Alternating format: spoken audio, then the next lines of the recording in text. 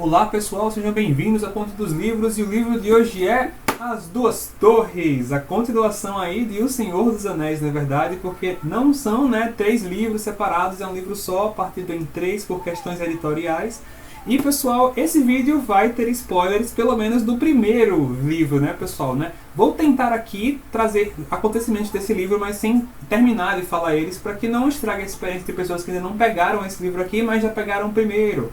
Mas do primeiro livro será inevitável, pessoal? Então, se por algum acaso você ainda não leu A Sociedade do Anel, que é o primeiro volume, a primeira parte dessa história aqui, recomendo que você pare este vídeo, que você vá ler O Senhor dos Anéis, porque é maravilhoso e eu vou acabar dando algumas informações aqui que podem estragar a sua experiência, Mas, pessoal, vamos lá, Não vou falar quem é o Tolkien, porque nós já tratamos também, desse autor que dispensa apresentações lá no primeiro vídeo do Senhor dos Anéis, lá na Sociedade do Anel. Vou deixar algum card aqui pra vocês poderem ver o vídeo também lá, tá bom? E vamos conversar sobre esse livro que também é maravilhoso. Eu gostei mais desse do que do primeiro. Só tem um acontecimentozinho que eu acho por bem, que é logo no início aqui da história, que eu vou omitir pra vocês, porque é um spoiler muito grande, entendeu? Então, eu, assim, para não dar spoiler desse livro aqui, eu vou pular esse acontecimento. Mas quem já viu o primeiro filme, do Peter Jackson, dirigido pelo Peter Jackson, esse acontecimento fica ali no final do primeiro filme, Aqui ele acontece no início do segundo livro. Só para contar para vocês que é aquilo ali, quem já viu o filme, Mas, bom, quem ainda não viu o filme e quem ainda não pegou o livro, aí eu não vou falar, porque aí acaba omitindo e aí protege de spoiler vocês aí. Pessoal, então,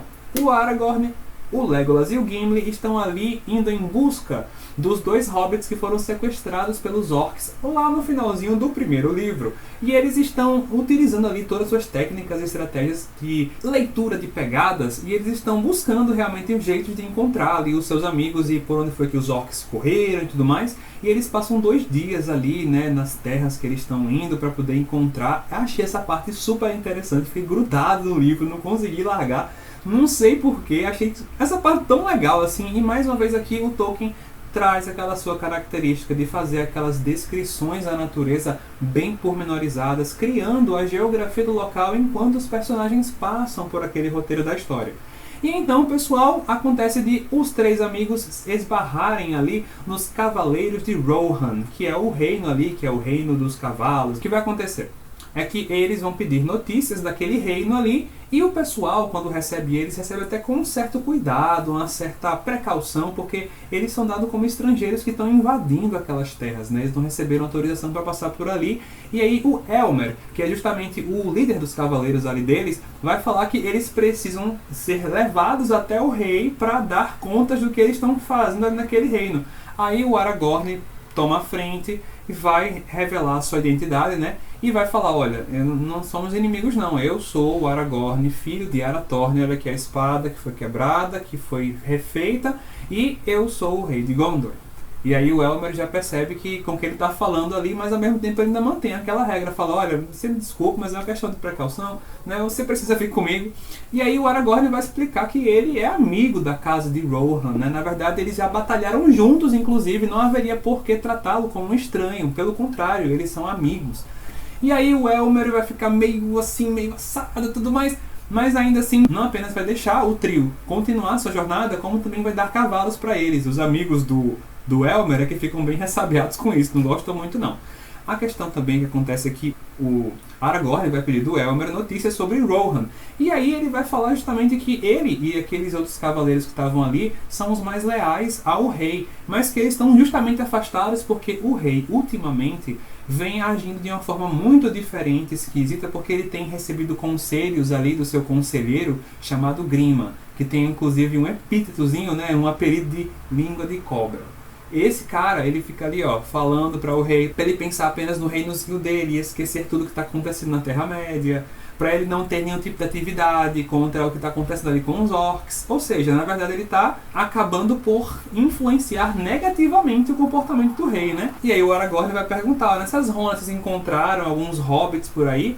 E aí o Elmer vai dizer, olha só, a gente acabou de matar uma horda de orcs que estava ali atrás, então a gente acabou matando todo mundo na madrugada, eles estavam brigando entre eles, então a gente aproveitou e a gente fez a limpa. E aí o Aragorn vai perguntar, vocês viram hobbits? E aí ele vai dizer, não, o que são hobbits, para começo de conversa? Ele vai dizer, não vimos nenhum hobbit não.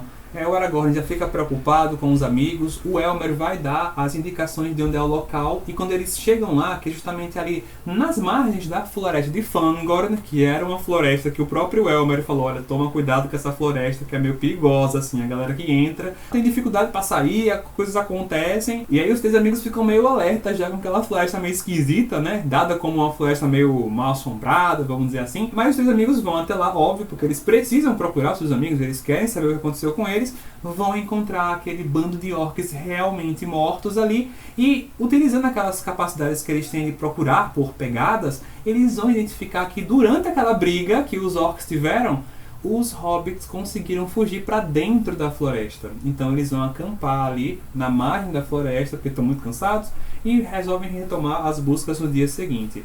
Mas só que tem um detalhe bem interessante. O Elmer também falou para eles tomarem cuidado com o Saruman, porque aquela floresta fica pertinho ali de Isengard, que é onde mora o Saruman. E ele andava por aí, o Saruman, encapuzado, dentro daquela floresta de vez em quando, e também por aquelas terras, resolvendo ali suas maldades, falando com orcs e tudo mais. E eles veem uma figura encapuzada andando ali atrás de uma árvore e de outra, e quando eles se levantam para buscar, aquela imagem desapareceu, né? Vou parar por aqui para não contar para vocês o que é que vai acontecer mais com o nosso trio, mas é bem legal ver, né, direitinho como é que se desenrola essa questão aí com esse cara encapuzado, né? Descobrir quem esse cara encapuzado é maravilhoso, né? Se vocês não pegaram esse livro para ler, peguem. Uma coisa que o autor vai decidir fazer aqui em determinado momento do livro é se interromper para voltar no tempo e contar o que estava acontecendo com algum outro núcleo naquele mesmo instante de tempo aonde se passava aquele primeiro núcleo do qual ele estava falando.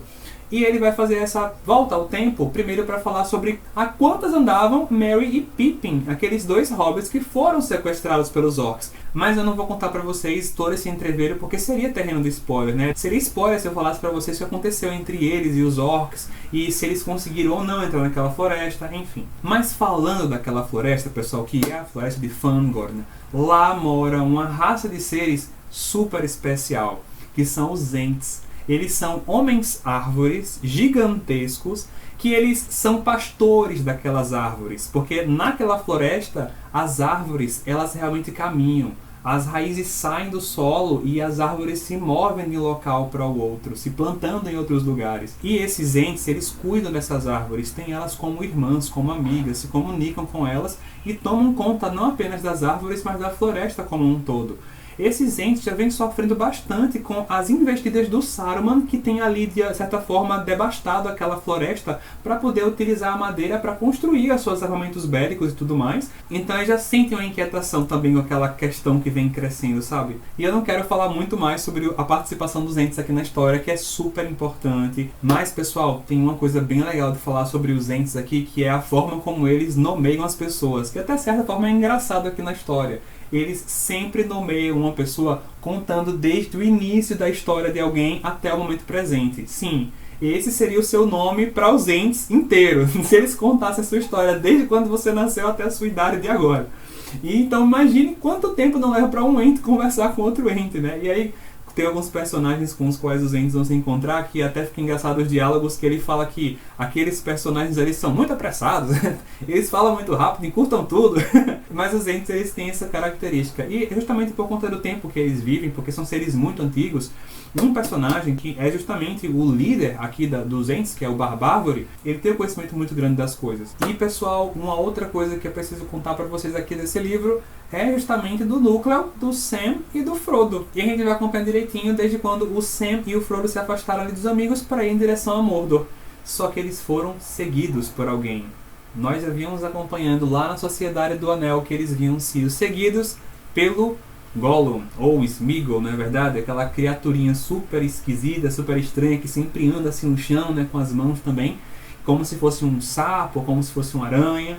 E aí o que acontece? Ele vai seguir os hobbits e em um determinado momento, enquanto o Sam e o Frodo parecem dormir, o Gollum vai achar que é uma excelente oportunidade para que ele mate os dois e fique com o anel. Só que era uma armadilha. O Sam e o Frodo estavam acordados, vão ali de alguma forma imobilizar o Gollum. E nessa hora, o Sam ele sugere de matar o Gollum. Só que o Frodo vai se remeter àquela frase que o Gandalf falou, que não devemos julgar as pessoas à morte com tanta rapidez assim. Então ele vai deixar o Gollum vivo e vai ter uma ideia. Levar o Gollum junto com eles na viagem, e já que o Gollum, e ele sabe que o Gollum já esteve em Mordor porque o próprio Gandalf falou pra ele lá naquele primeiro capítulo, né, naqueles primeiros capítulos lá do Senhor dos Anéis, da Cidade do Anel, lembram? Pois é. Então ele sabe que o Gollum já esteve lá e só faz perguntar para confirmar, e o Gollum confirma. E aí o Gollum ali, né, sendo forçado, né, premido pelos dois, né, vai aceitar e vai jurar também pelo anel que ele não vai fazer mal a eles e tudo mais, e aceita guiá-los até Mordor. Então eles soltam o Gollum e o Gollum começa realmente a guiá-los. Só que vai ter um detalhe, né? O Gollum tem aquela dupla personalidade dele, né? Ele tem uma... Aqui a gente observa com muita clareza que ele tem dois jeitos de agir, né? Ele tem uma personalidade dele que é boazinha e calma e tranquila e muito afável, e tem outra que é muito maliciosa, maldosa. E eles acabam percebendo isso no meio da caminhada. Tanto o Sam como o Frodo ficam bem ressabiados com ele, né? Vendo aquelas mudanças que ele tem, e vão caminhar desconfiados do Gollum, né? De certa forma. Eles ficam tomando precauções, assim, fazendo turnos para dormir. Nesse livro, pessoal, dizem que é o livro assim, mais católico do Tolkien, porque ele é um autor católico, tá? O Tolkien já tratamos disso antes, né? É um autor cristão. E ele vai colocar aqui nos comportamentos dos personagens dele aquelas características que trazem à tona essas virtudes, sejam elas a esperança, a coragem, a bondade, a própria piedade que o Frodo tem com relação aos Sméagol, e também aquela perseverança. E nós vamos ver elementos que remetem também ao cristianismo, né? Tem um momento que está tudo muito escuro, e aí eles pronunciam algumas palavras especiais, eles vão ter um objeto ali, que eu não posso falar qual, spoiler, mas eles vão fazer uso de um objeto ali que vai iluminar o caminho, entendeu? E eles escutam vozes do alto que vão tomando assim a mente deles, e meio que preenchendo o coração deles com a força, com a coragem, sabe?